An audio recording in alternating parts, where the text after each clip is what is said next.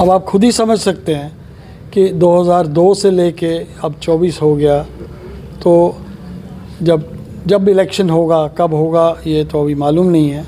तो तब तक हमारा असेंबली में कोई जो आदमी है वहाँ नहीं था, तो हम कितना अपने आप को कट ऑफ फील कर रहे थे, मार्जिनलाइज फील कर रहे थे, पॉलिटिकली डिसएम्पावर्ड फील समझ सकते। किस तरह के डिसएम्पावरमेंट आप फील कर रहे थे पिछले, अगर 2014 से लेकर अगर हम नरेंद्र मोदी जी की सरकार को देखें, मोदी सरकार को देखें, तो कश्मीर को लेकर, कश्मीरी पंडित्स को लेकर हर एक जगह पर उन्होंने आपको जो है प्रायोरिटी दी है। फिर आप किस तरह से कह सकते हैं कि डिसएम्पावर और कहीं ना कहीं आपको जो है डोमिनेट फील आप कर रहे थे या डिस्क्रिमिनेट? आज से 2 साल पहले जो है वो डेंजरस कर दिया है कि ये कभी भी गिर सकती है, और वो कश्मीरी पंडित समाज ही, आपकी समाज के वो लोग आज भी वहां रह रहे हैं। तो किस तरह का आपको लग रहा है कि ये सारी चीजें जो है उजागर होने के बाद, या आपको जो रिजर्वेशन नॉमिनेशन जो मिली है, क्या उसमें इन चीजों का कोई हल निकल पाएगा? जम्मू में पुरखू कैंप जो है वो सुधर पाएगा? वो डाइलेपिडेटेड कंडीशंस में है, लोग वहाँ पर जिन क्वार्टर्स में रह रहे हैं वो इनहैबिटेबल क्वार्टर्स नहीं है, तो आप क्यों उसमें ज़बरदस्ती रख रहे हैं? क्या लग रहा है ये नॉमिनेशन प्रोसेस जो है उसको हल कर पाएगा? जो पिछले 10 साल से जो नहीं कर पाए हैं काम, या पिछली कई सरकारें जो है वो नहीं कर पाए, तो ये नॉमिनेशन में नॉमिनेट हुआ एक लीडर जो आएगा, वो कल को कहाँ से आएगा? कोई पैराशूट लीडर हो सकता है, कहीं से भी हो सकता है। क्या वो आप लोगों की इन मुसीबतों का हल कर पाएगा? हल तो कोई नहीं कर पाएगा, लेकिन असेंबली में रेज कर पाएगा। असेंबली में रेज करेगा तो वो इंटरनेशनल मीडिया, तो जब 2 आदमी आएंगे तो ये तो एक बहुत बड़ी पॉजिटिव डेवलपमेंट है। क्या लगता है इसमें एक ये भी सवाल ज़रूर खड़ा होता है कि ये जो सीट्स दी गई हैं ये कश्मीरी माइग्रेंट्स को दी गई हैं, सिर्फ कश्मीरी पंडित्स को नहीं देंगे। अगर माइग्रेंट में बोले, माइग्रेंट में कश्मीरी मुस्लिम्स भी आते हैं, कश्मीरी सिख भी आते हैं, कश्मीरी पंडित भी आते हैं, कश्मीरी राजपूत भी आते हैं। तो क्या लग रहा है आपको, क्या लग रहा है कि ये जो सीट जो नॉमिनेट की गई है, क्या ये लग रहा है कि सिर्फ कश्मीरी पंडित को ही की गई है, और आप ही की कम्युनिटी का कोई बंदा होगा और आप ही के जो है वो सारे मुसीबतों को या जो भी मुश्किलें होंगी उनको हल करने के लिए आगे रईस का हो सकता है, किसी और भी कम्युनिटी का हो सकता है? उनका ये कहना कि हमें इससे कोई आपत्ति नहीं है, वो कश्मीरी माइग्रेंट हमारे भाई हैं, उनको अगर 2 सीटें अगर उनके लिए नॉमिनेट की गई हैं, हमें उससे कोई आपत्ति नहीं। क्या आपको ये फील हो रहा है कि इज दिस जस्टिफाइड कि 17 लाख और कई सालों से, 70 से 75 सालों से ज़्यादा लोग जो विस्थापित से, आपसे कई ज़्यादा दुख जो उन लोगों ने शायद झेला होगा, क्या उनको एक सीट मिल पाना, आपको ये लग रहा है कि ये जस्टिफिकेशन है? शायद मेरा इस पर टिप्पणी करना कि लोग हैं, भगवान कभी भी किसी को ऐसे हालातों से ना गुजारे, उनको देश के विभाजन की वजह से यहाँ आना पड़ गया, तो उनके साथ जस्टिस जो है वो बहुत साल पहले हो जाना चाहिए। पार्लियामेंट के स्पेशल सेशन में देश के केंद्रीय मंत्री अमित शाह ने कुछ अहम बिल, जेके रीऑर्गेनाइजेशन बिल और जेके रिजर्वेशन बिल, ये 2 ऐतिहासिक बिल जो हैं एक बार फिर जो है वो पार्लियामेंट के पटल पर दिखे, और अमित शाह ने एक बड़ी अनाउंसमेंट उसमें की, जिसको लेकर कश्मीरी माइग्रेंट्स को भी जो है वो 2 सीटें दी गई, जिसमें से उन्होंने कहा कि एक सीट तो जिसमें महिला कोई कश्मीरी माइग्रेंट होगी उसको जो है वो सीट मिलेगी, और दूसरी तरफ पीओजेके के जो शरणार्थी थे, पीओजेके के जो रिफ्यूजीज थे, विस्थापित थे, उनके लिए भी जो एक सीट जो है वो नॉमिनेट की। ये मैं आपको बता दूं कि ये तीनों सीटें जो हैं ये नॉमिनेट की गई हैं, इसमें कोई भी इलेक्शन प्रोसेस नहीं किया जाएगा। इसी को लेकर कश्मीरी पंडित अम्फला सभा के जो लोग हैं, आज वो एक प्रेस क्लब में प्रेस कॉन्फ्रेंस किए जा रहे हैं, और उनकी तरफ से शुक्रिया जो है वो यूनियन मिनिस्टर अमित शाह का किया जा रहा है। बात करते हैं इनसे। सर, कैसा आपको लग रहा है कि ये जो अमेंडमेंट की गई है इन बिल्स के अंदर, उसमें आपकी जो कश्मीरी माइग्रेंट्स जो हैं, जो कम्युनिटी है, उसको कितना इसमें एम्पावर हो पाएगी? 2002 के इलेक्शन के बाद हमारे समुदाय से असेंबली में एक भी जो हमारे समुदाय का जो आदमी है वो असेंबली में नहीं रहा। अब आप खुद ही समझ सकते हैं कि 2002 से लेके अब 24 हो गया, तो जब इलेक्शन होगा, कब होगा ये तो अभी मालूम नहीं है, तो तब तक हमारा असेंबली में कोई जो आदमी है वहाँ नहीं था, तो हम कितना अपने आप को कट ऑफ फील कर रहे थे, मार्जिनलाइज फील कर रहे थे, पॉलिटिकली डिसएम्पावर्ड फील कर रहे थे, ये आप भली भांति समझ सकते हैं। किस तरह के डिसएम्पावरमेंट आप फील कर रहे थे पिछले, अगर 2014 से लेकर अगर हम नरेंद्र मोदी जी की सरकार को देखें, मोदी सरकार को देखें, तो कश्मीर को लेकर, कश्मीरी पंडित्स को लेकर हर एक जगह पर उन्होंने आपको जो है प्रायोरिटी दी है। फिर आप किस तरह से कह सकते हैं कि डिसएम्पावर और कहीं ना कहीं आपको जो है डोमिनेट फील आप कर रहे थे या डिस्क्रिमिनेट फील कर रहे थे? 1957 से लेके 2002 तक हर गवर्नमेंट में, हर असेंबली में हमारे लोग वहाँ हुआ करते थे। हर गवर्नमेंट में वो मिनिस्टर भी रहे हैं 1957 से लेके 2002 तक। तो आप खुद ही समझ सकते हैं कि डिसएम्पावरमेंट क्या होती है। डिसएनफ्रेंचाइज हुए 2004 का इलेक्शन मैंने कश्मीर से लड़ा, पार्लियामेंट से लड़ा। तो 2004 में जब इलेक्शन लड़ा तो हमारी डिसएनफ्रेंचाइजमेंट भी थी, क्योंकि वो एम फॉर्म, दूसरे किस्म के फॉर्म्स भरने के लिए हमारे लोग जो हैं वो बहुत इतना तकलीफ़ उठा नहीं सकते थे, क्योंकि वो बहुत कम्बरसम प्रोसेस था।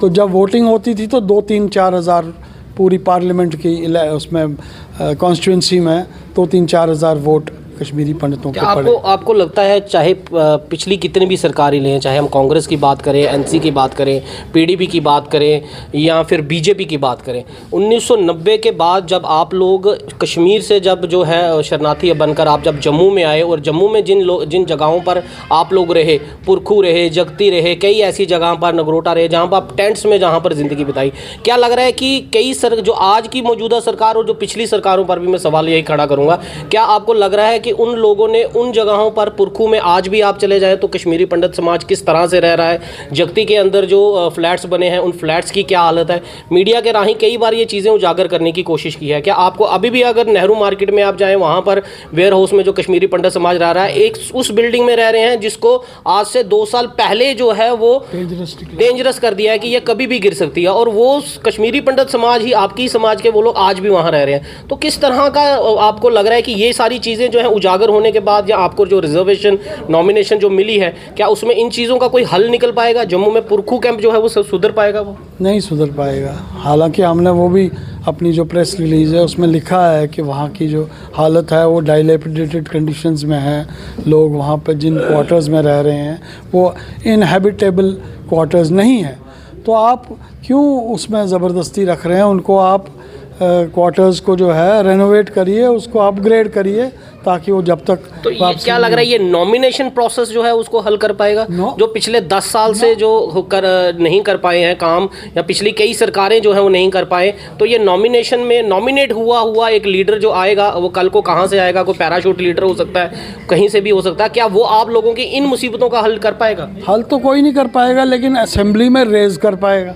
असेंबली में रेज़ करेगा तो वो इंटरनेशनल मीडिया तक जाएगा, पूरे नेशनल मीडिया में जाएगा, तब हमारा जो इशू है वो फोकस में आएगा। आज भी कंडीशन वही है। पहले असेंबली में हमारे लोग नहीं थे तो वो इशू ही नहीं रेज होता था।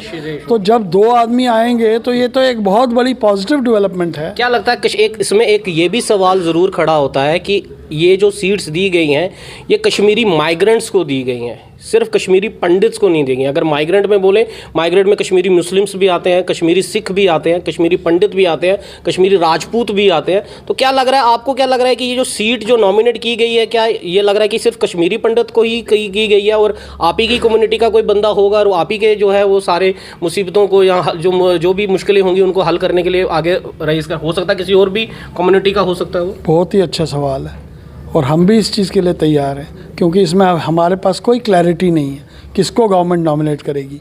लेकिन जिसको नॉमिनेट करेगी वो माइग्रेंट समुदाय, जिसको माइग्रेंट कहते हैं, हालांकि हम डिस्प्लेस्ड कहते हैं, उनका ही आदमी होगा।